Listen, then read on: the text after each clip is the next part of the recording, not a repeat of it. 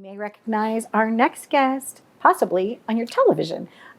It is George. Welcome to the show. How are you? Hello, Donna. Thank you so much for having me. It's nice to see you once again. You've had an interesting journey as an actor because you started out acting and then you had to leave to take care of your family and then you got right back into the biz. I did. But the business has always been emblazed on your heart. I try. You got to just keep knocking on those doors and keep going. I stopped. I had a bartend for 5 years. I had to take care of my mom and dad, and I gave up my career for a while. And then I ran into the wonderful Donna McKenna at a party for actors, and she liked me a lot. And I told her my story. I'm taking care of my family. I can't act right now. And she goes, "Hey, take my card and let me know when you're able to." And then down the road, 8 years later, a while back, I went to see her, and then she put me on her show, Holy Broken. And thank you, Donna. And then I started doing other stuff. And now I'm working on stuff all the time. So, what are some of your own highlights for yourself? Like, pictures that you've kept from the journeys, fun sets that you've worked on. Give us a couple of the highlights. I'm a big superhero guy. Okay. In fact, I almost wore this giant Spider-Man shirt today. But really? I changed Spider-Man? I have my Avengers phone and my Spidey wallet.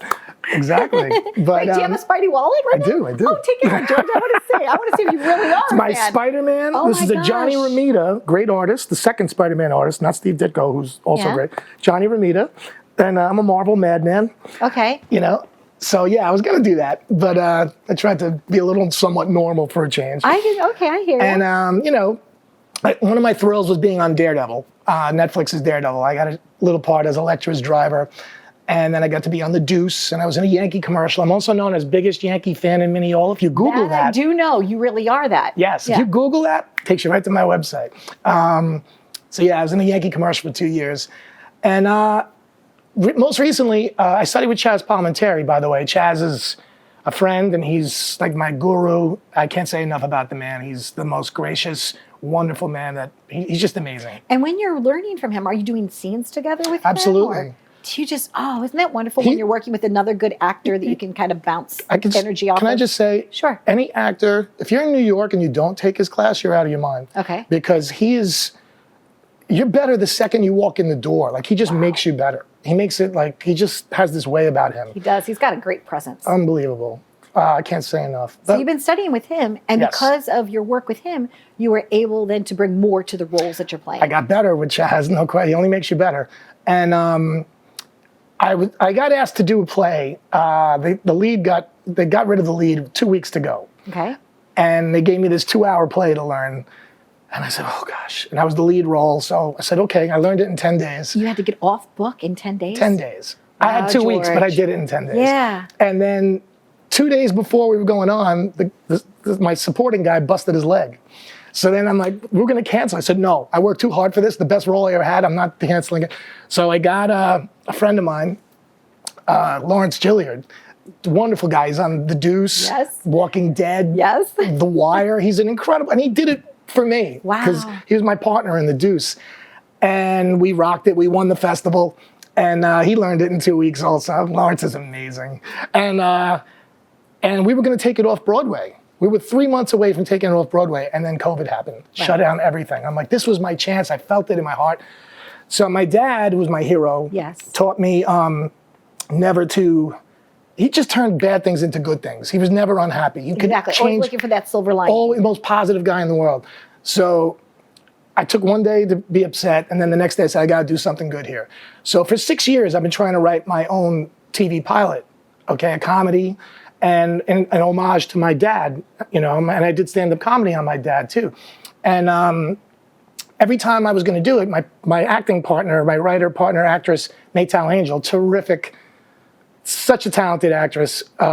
She's like one of my best friends, and she gives me that kick in the butt when I need it, because we all need a good woman to kick us in the butt, and Maytal is that girl, all right? Because I can be all over the place sometimes, and she knows how to get me to work more, and God bless her. So I said, listen, every time we sat to write it, we booked a job, one of us, so it took us off it. So now that everything's shut down, we're like, we got to do this. And what is it? It's called Jimmy's and Jenny's. Based upon your parents? It's about me growing up in my dad's old diner in Mineola. We're going to put Mineola on the map.